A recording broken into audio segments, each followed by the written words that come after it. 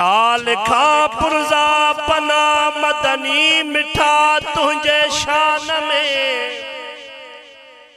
अणखुट खुदा तारीफ कई तुझी या कुर्बान में। तू मोहम्मद जा पजा का जगह खाली नया हर जा बसे नालो तुझो वण पखी निशान में। ही महेसर साम तुझे तू सखिया ही सजन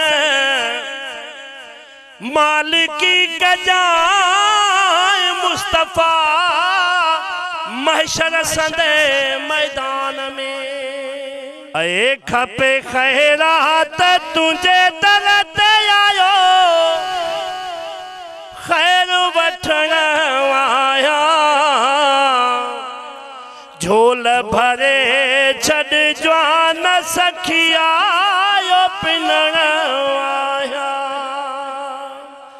खपे खैरात तुझे दर ते आयो खैर वठण आया झोल भरे छड़ जवान सखी आयो पिनण आया। ओ पिड़ी पांद गिजिया गल पाए रहो बाझ भरा बदाए पग रखी पेरन ते आयो पेरे पवन आया झोल भरे छड़ जवान सखी आयो पिनण आया। खपे खैरात तुझे दर ते आयो खैर वठण आया झोल भरे छड़ जवान सखी आयो पिनण आया।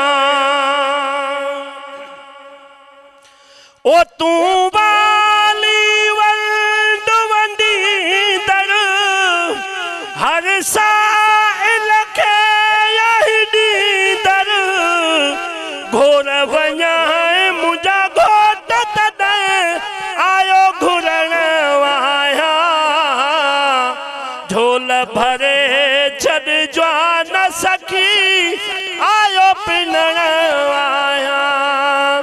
खपे खैरात तुझे दर ते आयो खैर वठण आया झोल भरे छड़ जवान सखी आयो पिनण आया।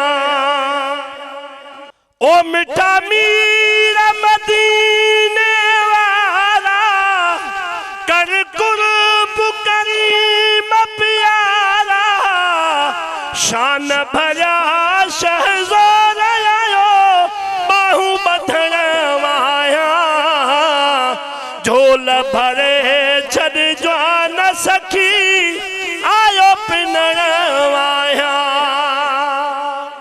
मुर्शिदन के हिते भी पारता त अगते भी पारता आखिरी मिसरो फकीर बुधजा।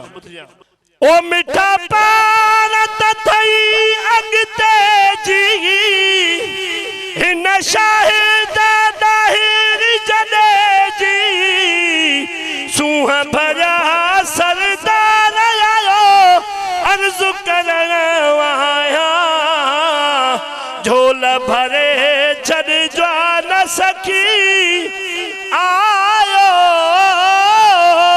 पिनण आया। माशाअल्लाह सुभान अल्लाह।